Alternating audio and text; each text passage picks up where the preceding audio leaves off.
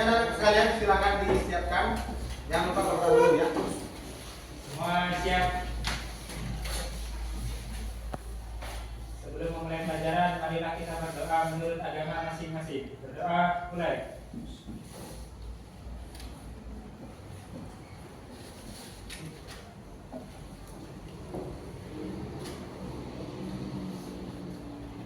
Berdoa selesai. Ucapkan salam. Ya, selamat siang anak sekalian. Apa kabarnya? Baik ya. Kalau Bapak tanya apa kabarnya, kamu jawabnya luar biasa. Hahaha.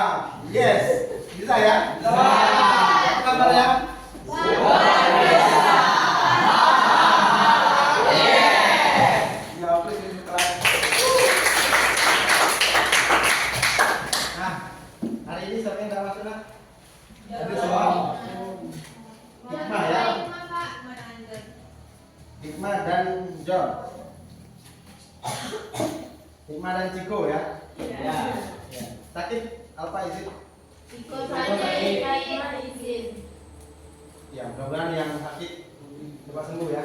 Amin. Nah, sekalian kita bertemu kembali di mata pelajaran coding dan kecerdasan artifisial atau KKA atau KO dan KA. Hari ini kita akan belajar berpikir komputasional. Jadi bukunya udah kalian mendapatkan satu ya. Cukup bukunya? Cukup. Kalau kurang berarti satu orang berdua ya. Anak sekalian, coding dan KA merupakan pelajaran yang harus kita pelajari, kita kuasai, kemampuan yang harus kita kuasai untuk menghadapi era industri 5.0 ya. Kemarin 4.0, kita mau ke 5.0 ya. Dimana nanti ke depan kecerdasan artifisial atau kecerdasan buatan akan semakin banyak digunakan. Dampaknya adalah tenaga kerja menjadi berkurang ya. Jadi pekerjaan-pekerjaan yang sifatnya berulang-ulang, tahu ya. Contohnya kita misalkan ini orang di depan, kemudian besar akan hilang ya, berkurang menuju hilang ya. Nah, untuk hari ini kita akan belajar berpikir komputasional dalam penyelesaian masalah atau dalam problem solving. Jadi setelah pembelajaran ini kalian dapat mengidentifikasi permasalahan kompleks dalam kehidupan sehari-hari yang dapat diselesaikan melalui pendekatan berpikir komputasional. Kemudian kalian dapat menerapkan langkah-langkah berpikir komputasional, yaitu dekomposisi, pengenalan pola, kemudian abstraksi dan algoritma dalam merumuskan solusi setiap permasalahan yang ditangani. Jadi anak-anak sekalian, hari ini kita akan belajar dengan cara berkelompok. Kita akan bentuk kelompok ya. Jadi kelompok yang pertama 3 atau 4 orang saja. Ini kelompok pertama ya. Ia sampai bernama Ayu, kemudian kelompok 2 si Chelsea sampai Ia. Repi, kemudian kelompok 3 ya ini ya. Akul, kemudian kelompok 4 Jenny dan Andrian ya. Kemudian Arnita sampai Jody. Baru ini 6 orang bagi 2 ya. Seorang Udin ke depan, si Afif ke belakang. Afif sama Muzaki ya. Nah, sebelum kita belajar, kalian silakan baca dulu materinya, halaman 4 sampai halaman 12. Bapak beri waktu 5 menit ya. Dan pertama kalian pelajari dulu, kalian baca dulu berpikir komputasional, kemudian dekomposisi, pengenalan pola, sampai abstraksi dan desain algoritma. Ya.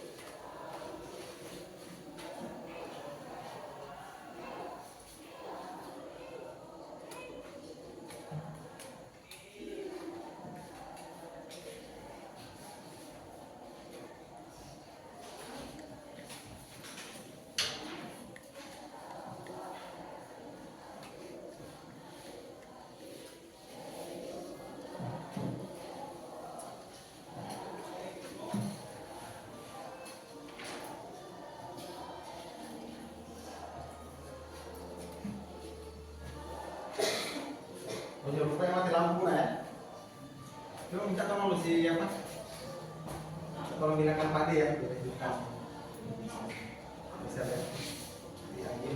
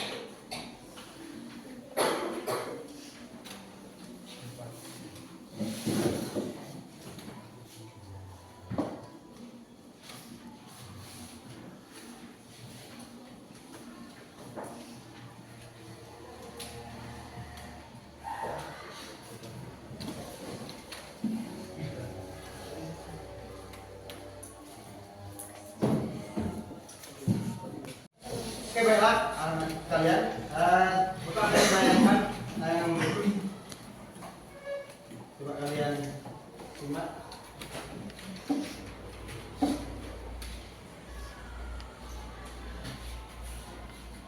Kedengaran? Kurang ya? Kedengaran. Tapi kalau gambarnya mungkin bisa dipahami ya.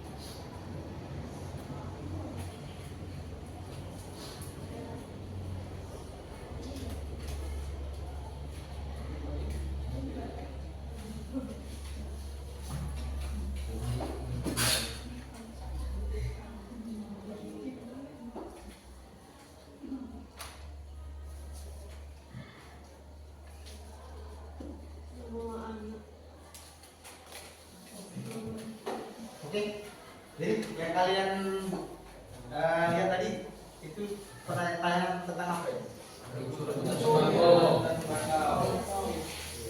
Dari mana? Berebut? Sembako. Sembako dan sembako. Ini bakau.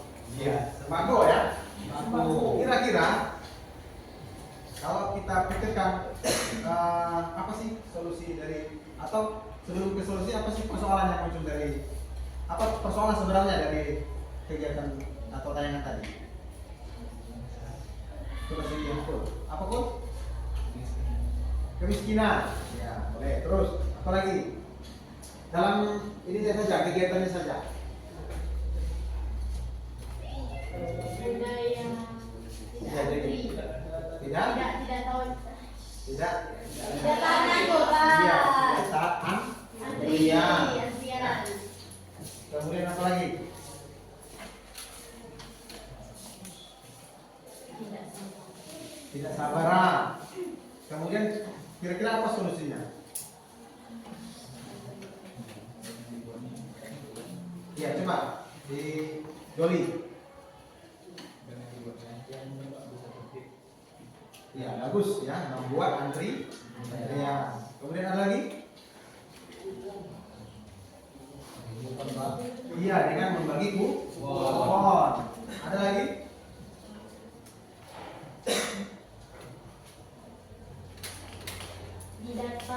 didatanya Pak. Iya, bagus dengan pendataan bisa per wilayah gitu ya, atau per RT gitu kan. Iya. Ada pendataan, kemudian kupon, ya. Kemudian apa lagi? Ramai-ramai Pak. Iya, jadi kalau yang pertama tadi dibilang dari tadi pendataan tujuannya untuk mengetahui berapa banyak calon yang dapat ini, calon yang dapat sembako. Jadi gak salah sasaran Pak. Biasanya kan ada salah sasaran. Iya benar. Karena sudah ramai orang bagi sembako, ikut semua kan? Nah, gitu ya. Jadi mencegah juga yang tidak berhak dapat gitu ya. Kemudian dikasih kupon. Nah, mudah-mudahan persoalan itu tidak seperti itu gitu ya. Oke, itulah cuplikan pembagian sembako yang itu ya, atau persoalan. Nah, ini pasti kalian lebih sering lagi lihat ini. Iya, nah ini sawit kali. Ini gambar ke kebun sawit. Daerah sawit kan? Ya, sudah pasti hafal lah kali ini ya. Apa sih sebenarnya persoalan di sawit ini? Apa ya? Ya, coba satu orang. Kemalingan. Ya bisa jadi ya, karena yang paling yang punya malas ngurus gitu ya. Iya, yang jelas itu sama. Kemudian perhatikan daun sawit ini. Dan dirawat dan dipupuk. Ya.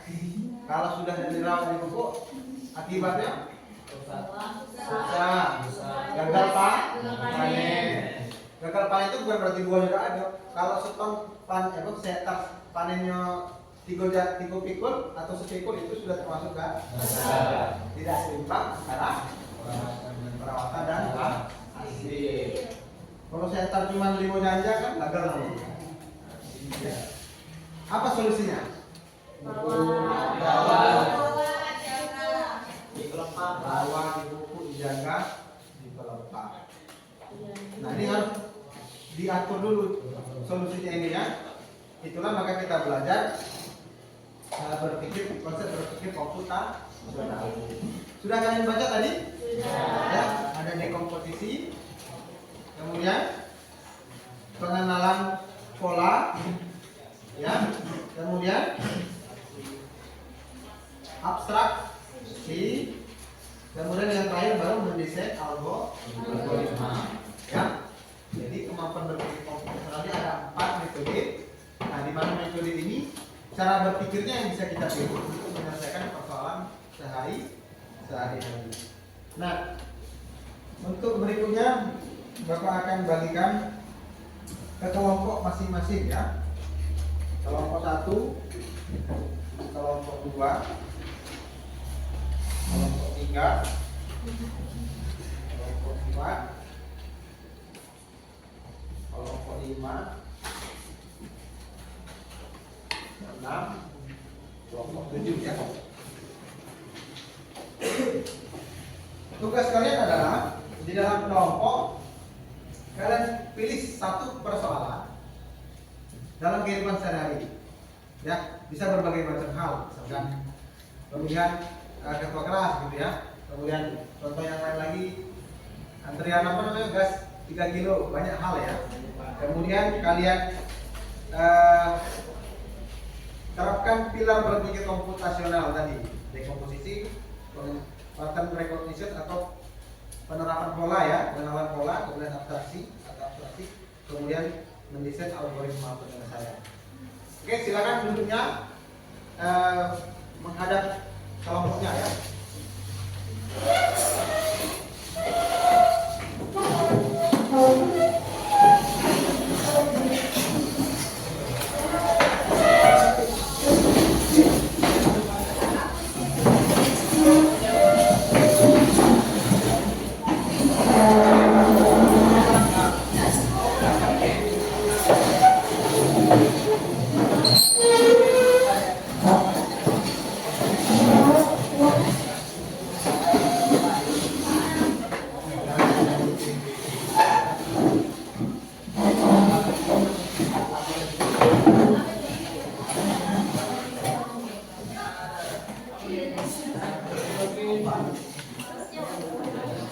Oke, kalian diskusikan, kalian buat dekomposisi, kemudian pola, abstraksi, serta desain algoritmanya di lembar kerja kalian. Nanti setelah itu baru kita presentasi ya. 1 atau 2 kelompok yang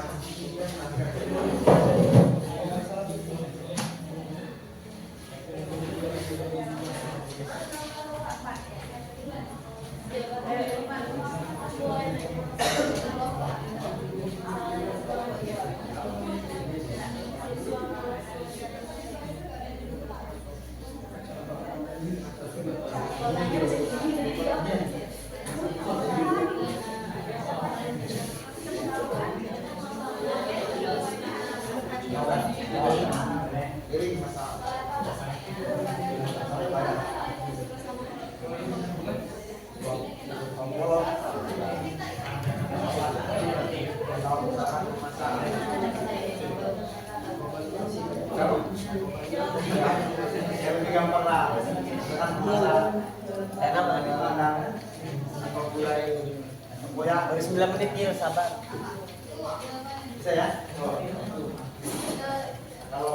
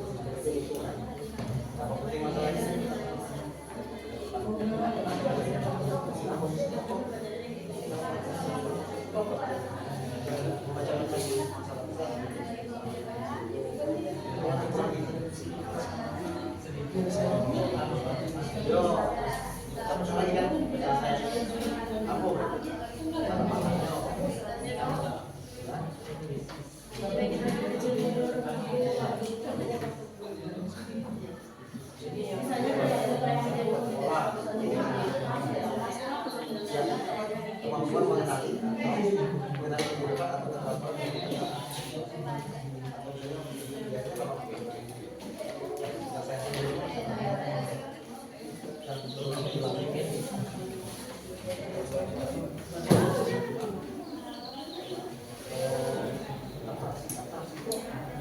mencari informasi dan menghilangkan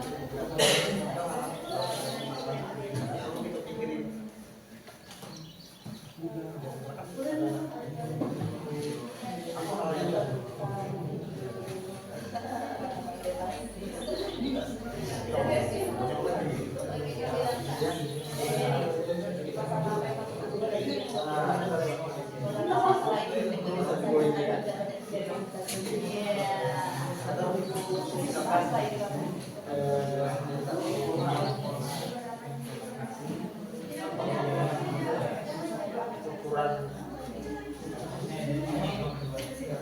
dimana dia tinggal atau dia dari oleh siapa.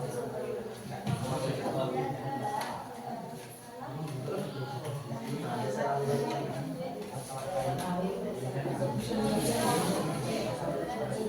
paling berat ya,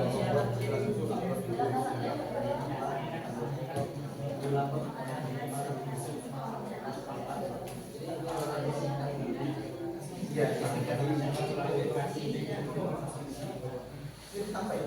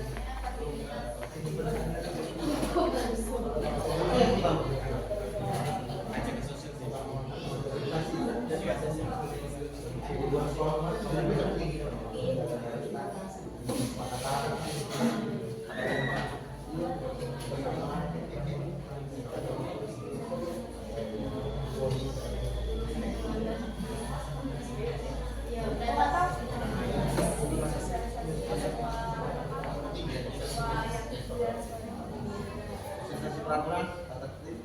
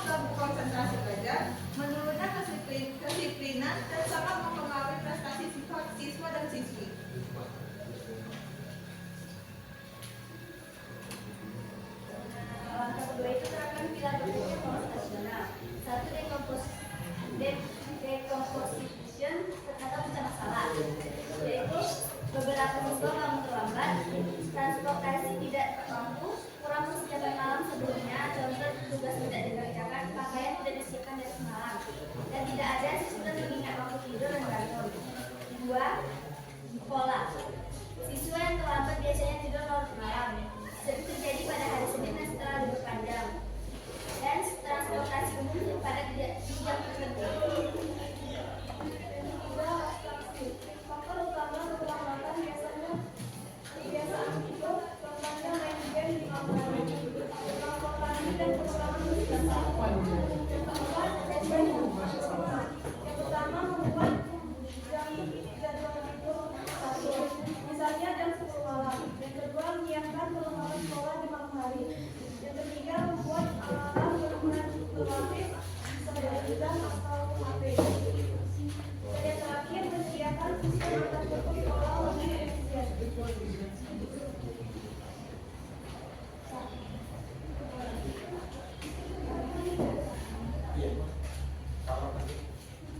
Baik, di sini kami selesai membacakan hasil diskusi kami. Boleh bertanya.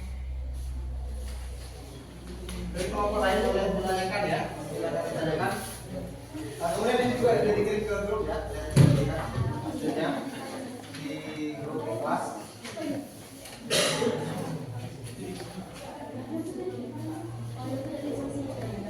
Ada yang bertanya.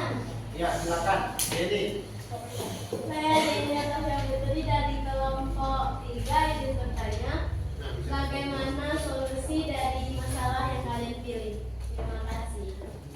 Baik, saya akan menjawab pertanyaan dari Denny. Solusinya, pertama, di malam hari itu perlu kalian siapin barang-barang untuk dipakai untuk besok di sekolah. Terus yang kedua, tidak bergadang, hidupkan alarm dari bangun tidur sampai itu.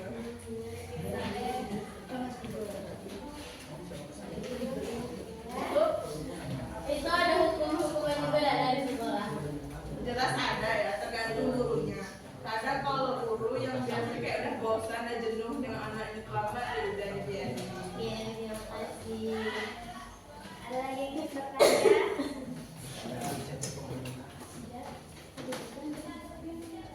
Ada yang ingin bertanya lagi?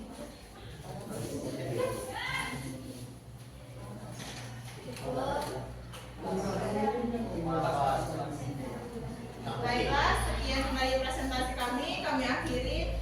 Wassalamualaikum warahmatullahi wabarakatuh. Waalaikumsalam warahmatullahi wabarakatuh.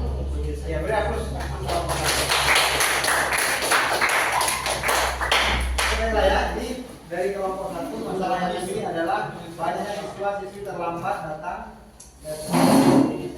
Kemudian di komposisinya adalah beberapa siswa bangun terlambat, kemudian transportasi tidak tepat waktu, kemudian kurang persiapan malam sebelumnya, contoh tugas tidak dikerjakan, tidak adanya sistem pengingat waktu tidur. Ini pengalaman ini ya, pengalaman pribadi ya. Iya. Kemudian polanya adalah siswa yang terlambat biasanya tidur larut malam, ya, sering terjadi pada hari Senin setelah libur panjang, ya, umumnya ya. Jadi pola ini yang sering berulang-ulang ya.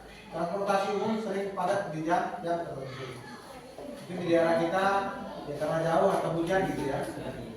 Kemudian atraksi, hal-hal yang perlu disingkirkan ya, hal yang perlu kita singkirkan ini kebiasaan tidur, ya kurangnya persiapan yang mengganggu, contohnya main game di malam hari. Kemudian algoritma atau desain algoritmanya, membuat jadwal tidur teratur, menyiapkan perlengkapan sekolah, membuat alarm pengingat dan menyediakan sistem antar jemput sekolah lebih efisien. Nah ini boleh salah satu contoh desain algoritma penyelesaian dari permasalahan yang diangkat ya. Nah, tadi saya tertarik dengan pertanyaan Dedi tadi, hukuman solusi tadi ya. Iya, solusinya ya kemudian sudah disebutkan tadi sesuai dengan desain algoritmanya.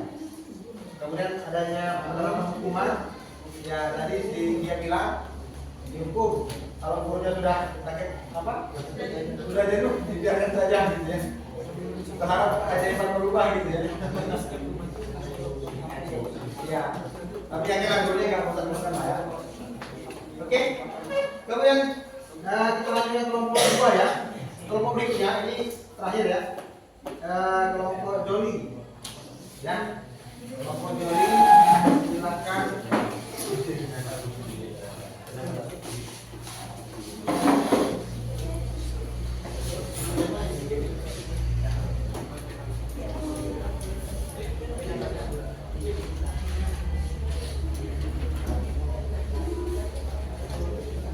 Selamat siang semuanya. Kami di sini akan mempresentasikan masalah pencurian barang pribadi di lingkungan sekolah yang akan dijelaskan oleh teman saya.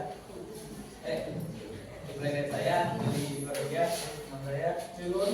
Saya mana?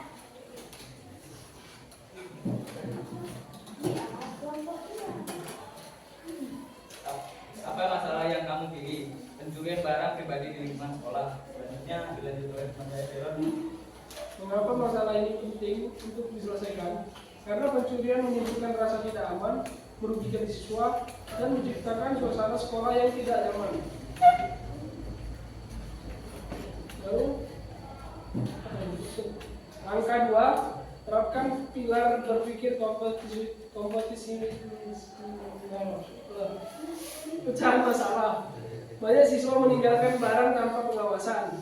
Tidak ada sistem pengawasan yang baik di area tertentu. Kurangnya kesadaran siswa untuk menjaga barang-barang mereka. Selanjutnya, pola yang pertama, pencurian sering terjadi di tempat yang sepi, terjadi saat istirahat atau siswa sedang olahraga. Terakhir, barang yang sering hilang biasanya yang mudah diambil.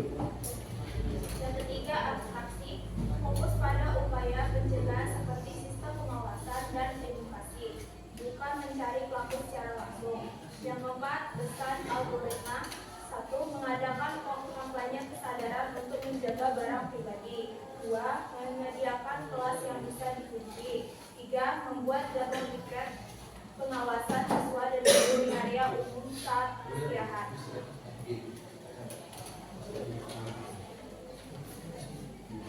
Sekian dari kami. Jika ada yang ingin bertanya,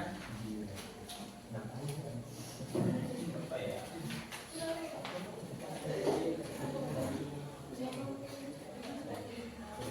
Ya, silakan ya. Saya tadi dari kelompok. Izin bertanya, apa saja faktor yang menyebabkan pencurian barang di sekolah?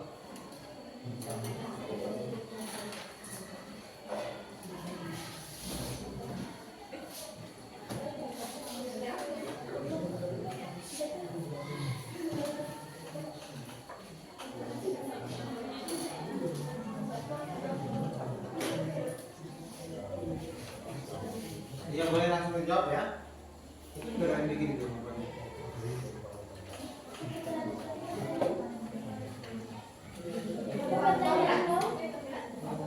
Faktor pendorong.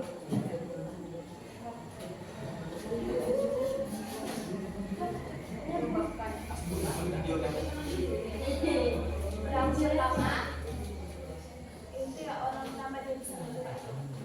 Ya. Faktor orang mencuri. Pertama itu karena rasa jahil. Kedua, kurang edukasi buat diri sendiri. Ketiga,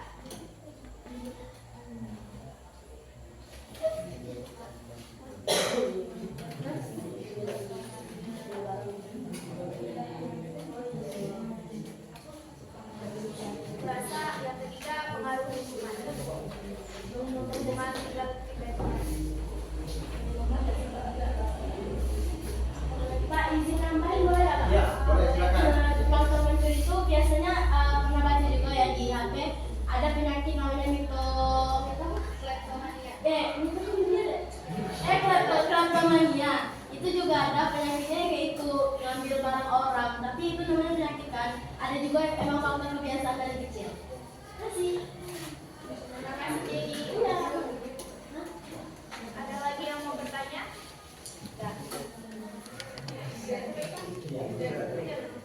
Yang ini saja sekian dari kelompok kami. Jika ada yang salah, kami mohon maaf. Kami akhiri. Selamat siang semuanya. Terus kelompok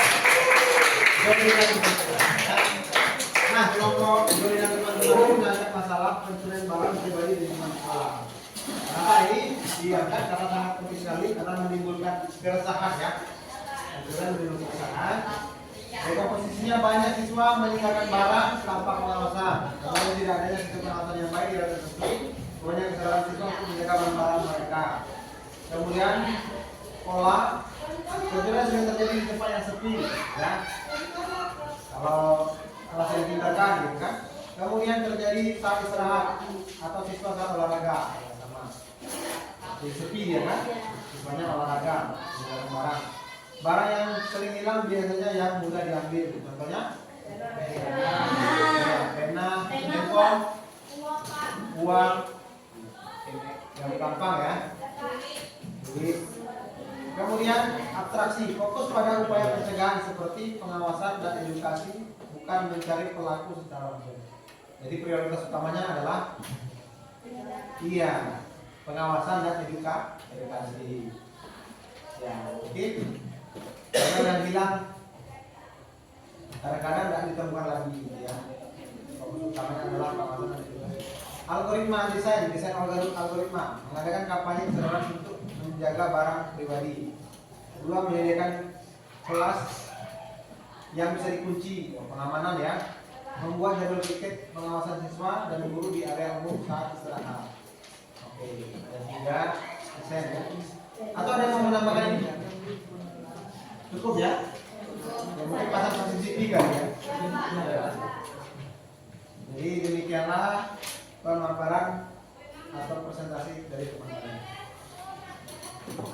Sekalian, berpikir komputasional yang telah kalian pelajari itu, nah ini ya, ada 4 landasan berpikir komputasional.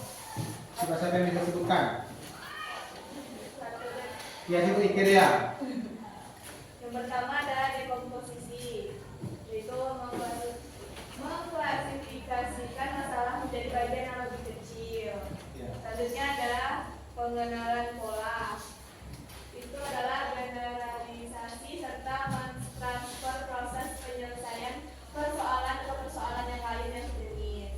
Terus yang ketiga ada abstraksi, itu menyatukan bagian penting dari suatu permasalahan dan mengabaikan yang tidak penting. Terakhir ada algoritma, yaitu menuliskan otomasi solusi melalui berpikir algoritmik atau langkah-langkah yang terurut mencapai suatu tujuan. Ya, itu ya. Jadi ada 4 metode atau 4 fondasi berpikir komputasional di komposisi. Memecahkan ya atau mengklasifikasikan masalah menjadi bagian yang lebih kecil. Kemudian yang kedua, pengenalan pola. Setiap persoalan itu pasti ada pola yang berulang, ya. Ada pasti yang berulang-ulang. Contohnya tadi yang masalah kehilangan barang hilang tadi ya. Ada yang berulang polanya, biasanya barang yang kecil, ya, atau yang mudah di. Kemudian berikutnya abstraksi. Dia fokus, ya. Abstraksi ini memfokuskan. Jadi mencarikan bagian yang paling penting, kemudian kita abaikan yang tidak penting, ya. Contohnya kalau kehilangan, ya berarti lebih fokus ke tadi itu apa? Edukasi dan pengawasan, ya. Jadi peristiwa-peristiwa yang sebelumnya mungkin diabaikan atau bukan kita minimalisir, kita kurangi atau tidak perlu kita fokuskan. Misalnya sebelumnya handphonenya siapa sudah hilang, sudah ketemu, mungkin bisa jadi prioritas berikutnya. Prioritas utamanya adalah pengawasan dan edukasi. Kemudian berikutnya mendesain algoritma, menuliskan solusi melalui berpikir algoritmik, yaitu langkah-langkah yang terurut untuk mencapai suatu tujuan dan ya, jadi itulah yang kita pelajari hari ini, 4 metode atau 4 fondasi berpikir komputasional. Nah, sekalian, nah kalau kalian lihat ini apa ini? Kalau ini apa? Kalau ini? Yang itu? Ini?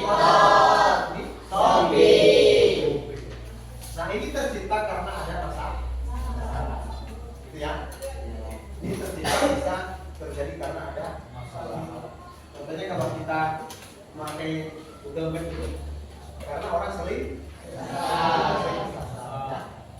Kemudian juga di beberapa daerah tertentu orang bertanya itu menjadi persoalan. Yang ada di tempat kalau kita mau bertanya di tempat kita harus turun pula ya kan? Ya. Jadi dengan adanya Google Map bisa menyelesaikan. Kemudian kalau kamu main TikTok, kok kamu sering dapat yang itu terus gitu kan? Iya gak sih? Ya ada pengalaman gitu kan? Ya? Siapa yang punya pengalaman kayak gitu? Atau kamu buka TikTok atau kamu tulis di situ tentang permainan sepak bola, terus tiba-tiba di YouTube buka gitu dapat rekomendasi bola juga ya kan? Iya, jadi itu namanya mereka bekerja itu mengenali pola yang diperoleh dari histori pencarian, ya. Jadi ini semua merupakan hasil atau produk dari berpikir komputasional, ya.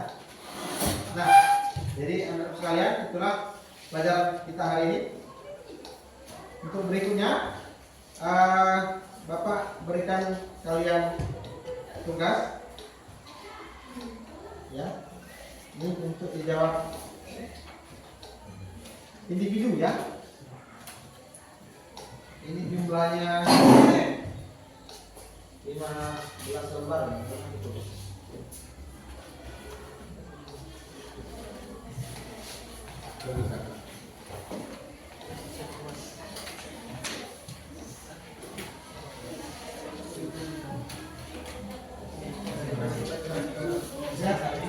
Kalau itu kurang, kalian boleh jawab di sini ya. Itu pertanyaan yang jawab di sini. Coba kalian scan ini boleh juga. Scan baru langsung jawab di situ.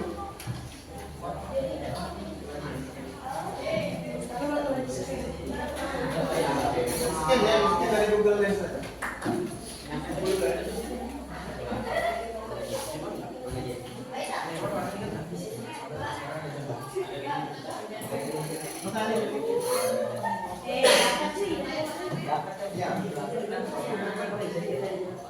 Oh, itu lah.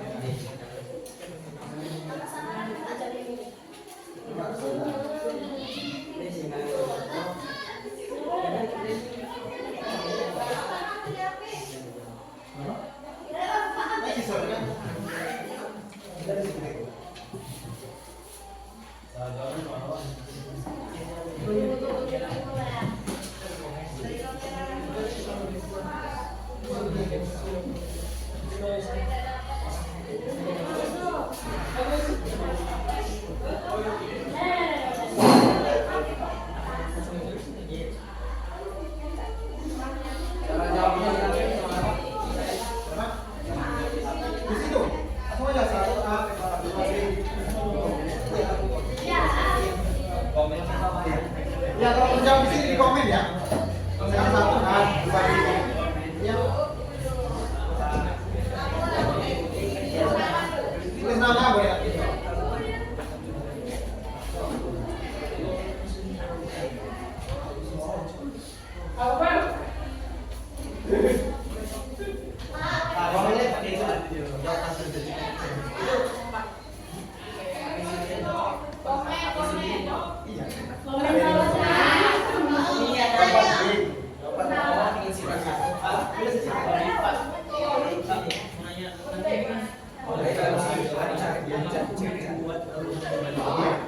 Joni, satu, dua, itu aja.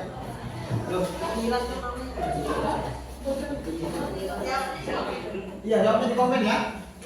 Jawabnya di komen. Kalau yang nggak ada kuota yang langsung di sini buka. Iya, boleh.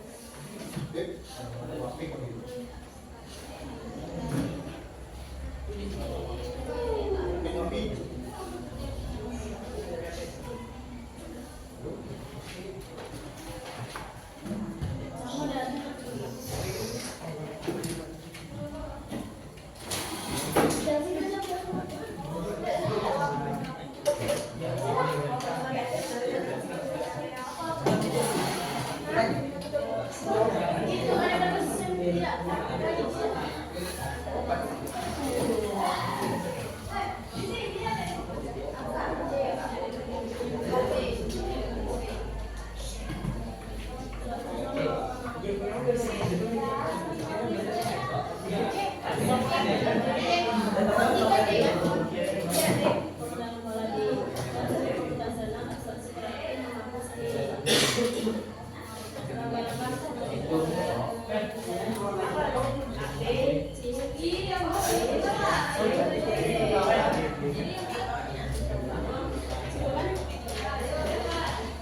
Nah, boleh dibuka sudah.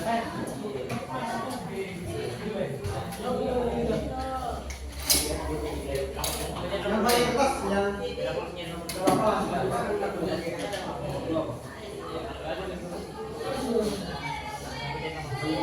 ini yang pakai pendek belum ada yang ngirim ini. Pastinya Pak coba Pak. Oh sinyal. Kalau sinyal kita baru pakai kertas. Ada Pak?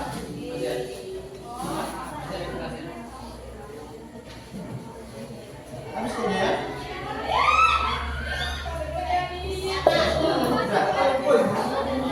Ya, serius nama Restia Raja Kusut ya. Ada yang ngirim ya.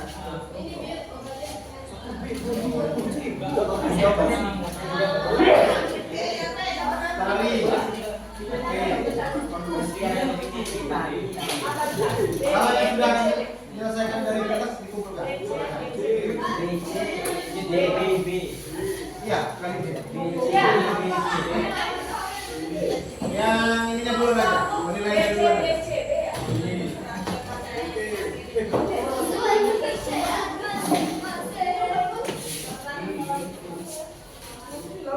Apa yang mau?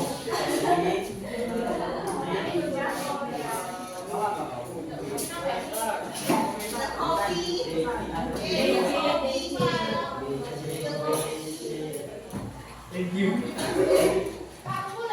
Ya, kenapa aku di sini?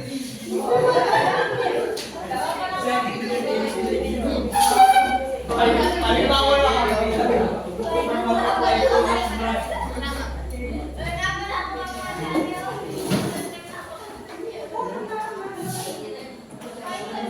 Ya.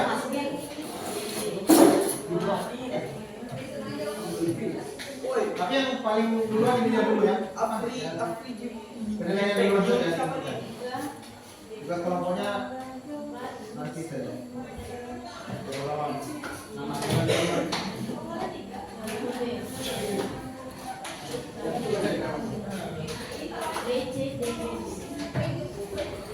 Oke, baiklah ya. Ini beberapa yang sudah kalian kumpulkan. Apa yang dimaksud dengan berpikir komputasional? Ini ya, aku siapa yang menjawab B.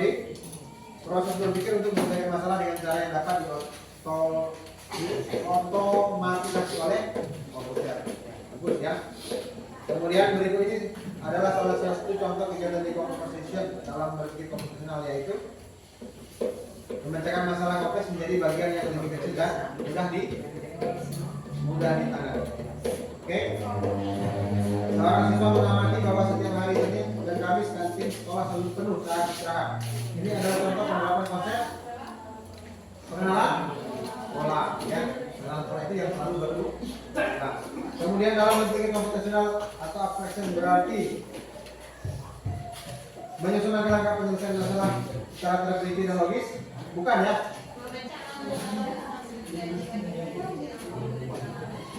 Itu apa itu? Yang ini itu memecahkan masalah besar menjadi kecil, itu namanya dekomposisi. Menyusun langkah-langkah masalah menjadi terperinci dan logis itu desain algoritma. Abstraksi adalah menghapus atau mengabaikan informasi yang tidak relevan dan fokus pada hal-hal yang penting. Ya. Kemudian langkah-langkah sistematis yang logis dalam menyelesaikan masalah disebut desain algoritma. Coba yang benar semua, katakan.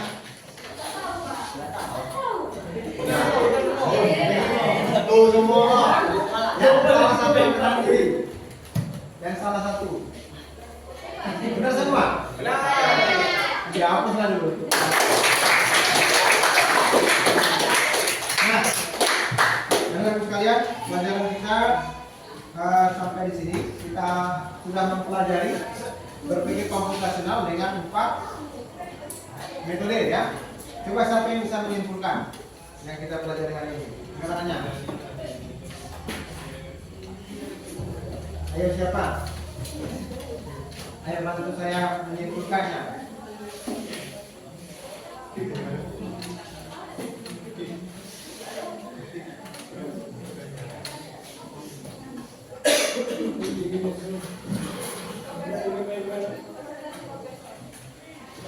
Kalau tidak ada Bapak tunjuk orangnya ya. Coba Salahuddin.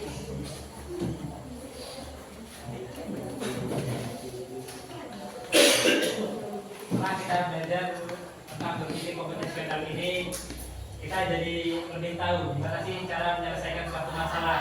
Mulai dari memecahkan masalahnya jadi masalah, mulai mengetahui pola-pola yang terjadi pada masalah itu sampai dengan mencari solusinya. Oke, bagus ya, kasih apa?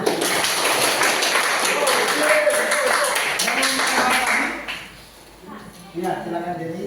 Berpikir komputasional adalah cara berpikir untuk menyelesaikan masalah secara sistematis, logis, dan bisa diotomatisasi oleh komputer. Ada 4 komponen penting, yaitu decomposition, pengembangan pola, abstraksi, dan desain algoritma. Dah. Iya, kasih apa? Dekomposisi mengurai masalah. Besar dipecahkan dari kecil ya. Pengenalan pola, mengamati pola atau mengambil pola yang berulang. Kemudian abstraksi, mencari informasi. Yang kurang penting diabaikan. Fokus pada yang penting dan paling penting. Kemudian mendesain algoritma. Langkah-langkah penyelesaian secara logis dan sistematis. Oke, demikian pelajaran kita. Kita akan bertemu di pertemuan kedua kita. Anak-anak sekalian, pelajaran kita terakhir kita tutup dengan doa. Silakan ketua berdoa. Siap.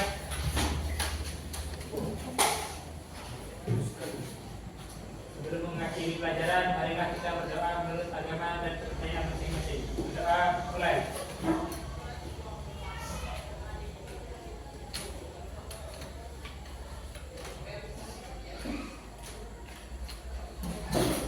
Doa selesai.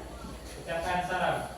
Selamat siang, Pak. Selamat siang. Silakan melanjutkan pelajaran.